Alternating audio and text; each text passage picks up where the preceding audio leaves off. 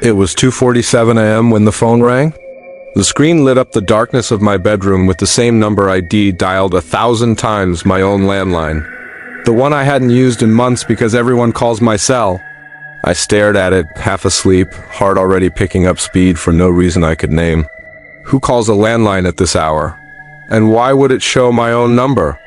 I answered anyway. Static, first thick, crackling like someone breathing through wet cloth, then a voice, my voice. Clear as if I were standing right next to myself, but it wasn't speaking. It was screaming. A raw, throat-shredding scream that went on and on, rising and falling in waves of pure terror. It sounded exactly like me, same timbre, same slight rasp from too many late nights. Except this version of me was in agony, begging, pleading with something I couldn't hear. Then the scream cut off, silence, a soft click, and my own voice, calm, quiet, almost polite, whispered through the receiver, "Don't hang up. Alex, you're going to want to hear what happens next." I dropped the phone like it burned me. The line went dead. I sat there in the dark for a long time, staring at the receiver on the carpet. My heart was hammering so hard I could feel it in my teeth. I told myself it was a prank. Some sick audio deepfake, a hacker, anything but what my gut was already whispering, because the voice had sounded exactly like me, and it had called me by name.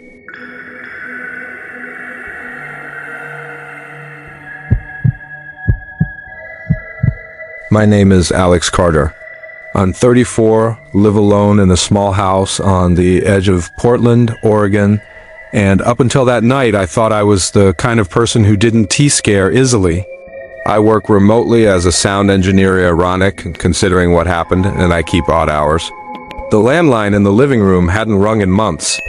I only kept it because the internet sometimes drops and I needed a backup for work calls. That night, December 26, 2025, just past 2:47, it rang. I was half asleep in bed, scrolling through my phone in the dark when the old phone downstairs started up. Not the usual trill. This was a long, drawn-out ring, almost hesitant, like someone dialing by hand. I ignored it at first. Probably a wrong number, telemarketer, ghost of Christmas past. It rang again and again. I groaned, threw the covers off, and padded downstairs barefoot. The house was cold. I hadn't turned the heat up after coming home from a late Christmas dinner at a friend, Cess. The landline sat on the side table next to the couch, its little red light flashing like a warning. Caller ID 50355509192. My own number. I stared at it. The screen shouldn't even show that. Landlines don't call themselves. I picked up the receiver anyway, more annoyed than afraid. "Hello?" Static hissed through the line, thick, wet, like someone breathing into a soaked cloth. Then silence, then a scream. Not just any scream. My scream. The same pitch I make when I stub my toe hard. The same ragged edge I've heard in old voice memos when I am frustrated during a mixing session. But this was worse. This was full-body, terror, throat-tearing, desperate, the kind of sound you only make when something is actively hurting you. It went on for 8, maybe 10 seconds, rising in pitch, breaking into sobs, then rising again. I could hear myself begging in the background, words I didn't recognize yet. "Please, don't, I'm sorry, stop." The scream cut off like someone hit a mute button. 3 seconds of dead air. Then my own voice, calm, quiet, almost polite, spoke directly into my ear. "Don't hang up, Alex. You're going to want to hear what happens next." The line clicked dead. I dropped the receiver. It clattered against the table, swinging on its cord. My legs gave out. I sat hard on the floor, back against the couch, staring at the phone as if it might ring again. My pulse was roaring in my ears. Sweat ran cold down my spine despite the chill in the room. I told myself it was a hack. Someone had recorded me, maybe from an old voicemail or a voice note I'd sent a friend, then used AI to clone it. Deepfake audio, that's all it was. People do it for pranks now. Or extortion, or just cruelty. But the voice had said my name. Not in the scream, in the calm whisper afterward, and the scream, it hadn't sounded recorded. It sounded live. Like I was hearing myself in real time, somewhere else, being hurt. I stood up slowly. My hands shook as I picked up the receiver again and dialed *69 last call return. Nothing. The line just rang and rang into empty space. I unplugged the phone from the wall. The silence felt heavier than the ringing ever had. I went back upstairs, locked my bedroom door, which I never do, and sat on the edge of the bed with the lights on. I kept telling myself it was over, a one-time thing, a glitch. At 3:14 a.m., my cell phone buzzed on the nightstand. Unknown number. I didn't answer, but the screen lit up with a text. "You shouldn't have unplugged me, Alex. I'm already inside." I stared at the text message on my phone until the screen timed out and went black. The words burned behind my eyelids. "You shouldn't have unplugged me, Alex. I'm already inside." My first instinct was to smash the phone. I actually raised it above my head, arm trembling, ready to hurl it against the wall. But I stopped. What if that was what it wanted? What if destroying it made things worse?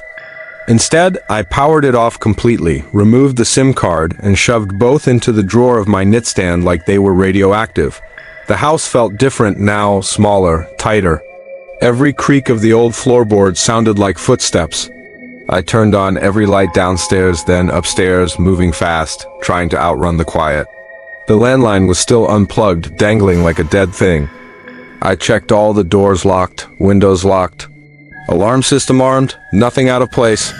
I sat on the couch in the living room, knees pulled up, hugging a throw pillow like it could protect me. My mind raced through explanations. A virus on my phone? Someone spoofing my number? A neighbor with a grudge?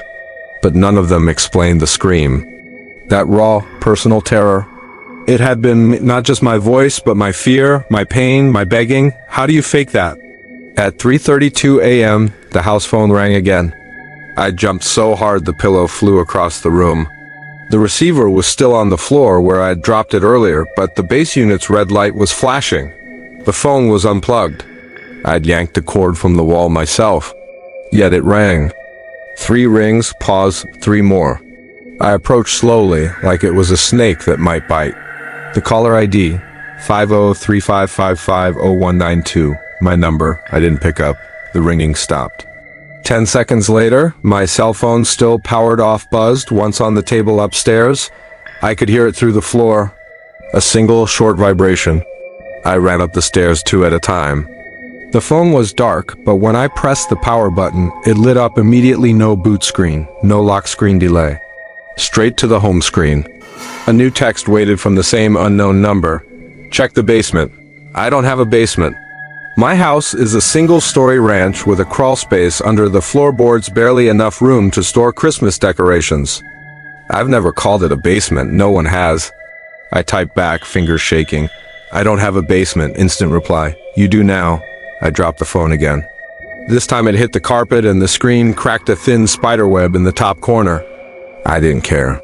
I backed out of the bedroom, down the hall, toward the small utility closet in the kitchen where the crawlspace access door is. The door was ajar. I always keep it latched, always. I pushed it open with my foot. The square hatch in the floor was still screwed shut, but something was wrong. The screws were gone, 4 perfect holes, no metal left behind. The hatch sat loose, one corner lifted slightly as if something had pushed it from below. I knelt down, listened. From the darkness under the house came a faint sound. Not breathing, not scraping, screaming, very quiet. Very far away, my scream. Muffled by dirt and insulation, but unmistakable. The same ragged, pleading cry I'd heard on the phone, only now it was coming from beneath my own floor. I slammed the hatch shut, shoved the closet door closed, and dragged the heaviest thing I could find, a cast-iron skillet, from the stove across the floor to wedge it against the door. I slid down the wall, back to the cabinets, and sat there until the first gray light of dawn crept through the kitchen window. The screaming stopped right as the sun rose, but the phone buzzed again. This time, a photo attachment. It was a picture of me, taken from below, looking up through the floorboards, through the open crawlspace hatch, my face pale and terrified, illuminated by the kitchen light, eyes wide as I stared down at whatever had taken the photo. Timestamp. 3:41 a.m., right after I'd slammed the hatch. The photo on my cracked phone screen stared back at me like a bad dream I couldn't awake from. My own face pale, terrified, mouth half open, in shock looking straight down through the open crawlspace hatch. The angle was impossible. No one could have been under there taking it. The hatch had been screwed shut when I went to bed. And the time stamp. 3:41, exactly when I'd slammed it closed. I zoomed in on the image. The edges of the floorboards were visible, splintered slightly around the hatch like something had forced them apart from below. In the bottom corner of the photo, barely lit by the kitchen glow, was a faint shape, a hand. Pale fingers curled around the edge of the hatch as if pulling it open from underneath. The nails were long, jagged, black with dirt. I gagged and dropped the phone again. It landed face down. I didn't pick it up. Sunlight was pouring through the window's now weak December light, but real. I forced myself to move. I grabbed the skillet from the door, yanked the closet open, and stared at the hatch. It was closed again. Screws back in place, 4 perfect Phillips head screws, shiny as if new, no holes, no damage. Like nothing had happened. I knelt and pressed my ear to the wood. Nothing, no screaming, no breathing. Just the low hum of the house settling. I needed help. I grabbed my keys, wallet, jacket, anything to get out.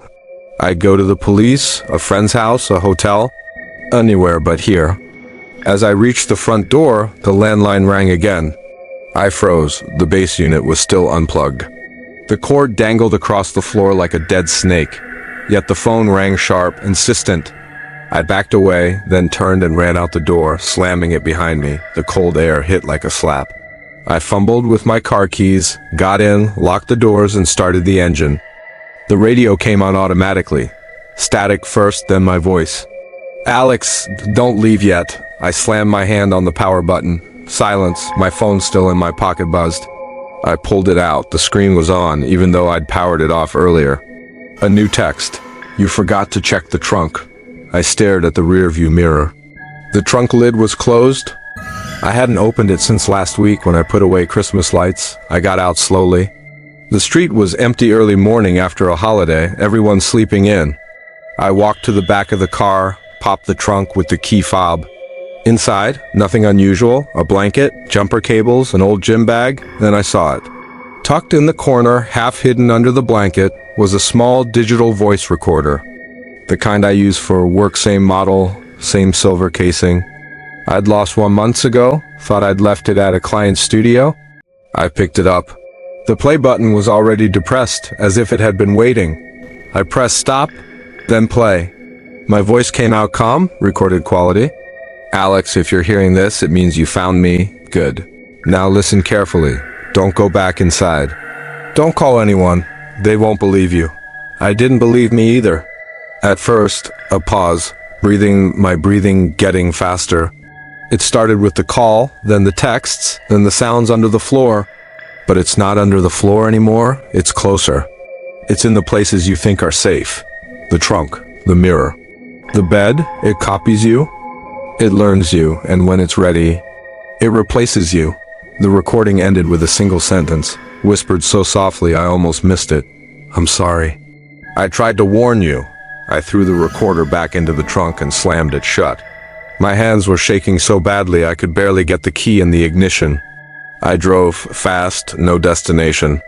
Just away, but in the rearview mirror I saw it.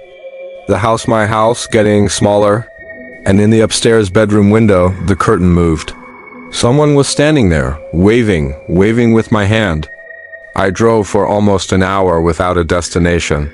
Portland's streets were quiet post-holiday morning, everyone still asleep or hungover.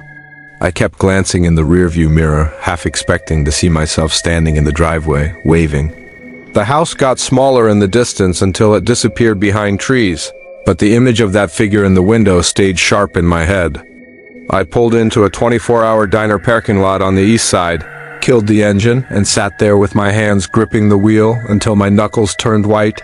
The recorder was still in the trunk. I couldn't bring myself to touch it again. My phone had gone silent since the last text, but I didn't dare turn it back on fully. The cracked screen glowed faintly every time I moved. I needed to tell someone, anyone. I borrowed the diner's Wi-Fi on my laptop. I grabbed it from the passenger seat on the way out and logged into a throwaway email. I wrote a quick message to my best friend Marcus, who lives downtown. Something's wrong at my house.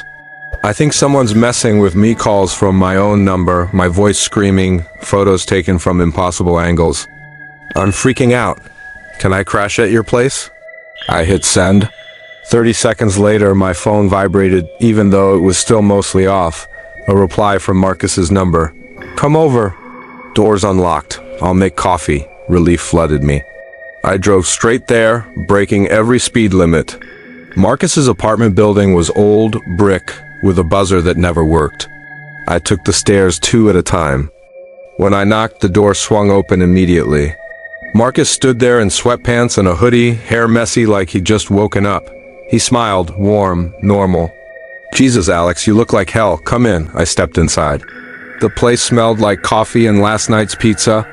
He closed the door behind me, locked it. You said someone's messing with you? He asked, heading to the kitchen. Phone stuff? Deepfakes? Yeah, it's bad. I heard myself screaming on the landline, then texts. A photo from under my floor, and I stopped. There was someone in my bedroom window when I left, waving. It looked like me. Marcus poured coffee, handed me a mug. Sounds like a stalker. Or a really fucked up prank. You call the cops? Not yet. I didn't know what to say. My house is haunted by my own voice. He chuckled low, easy. Yeah, they'd probably laugh. Sit, tell me everything. I did. Every detail, the first call, the unplugged phone ringing, the crawl space, the recorder in the trunk, the wave from the window.